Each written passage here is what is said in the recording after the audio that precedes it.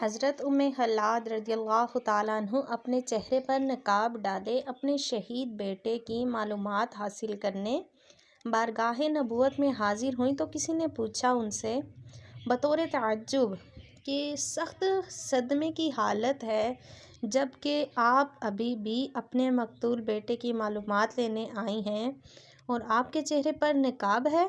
وہ فرمانے لگی کہ میں نے بیٹا تو ضرور کھویا ہے اور صدمہ بھی بہت بڑا ہے، مگر اتنا بھی بڑا نہیں ہے کہ میں اپنی حیا کھو دوں۔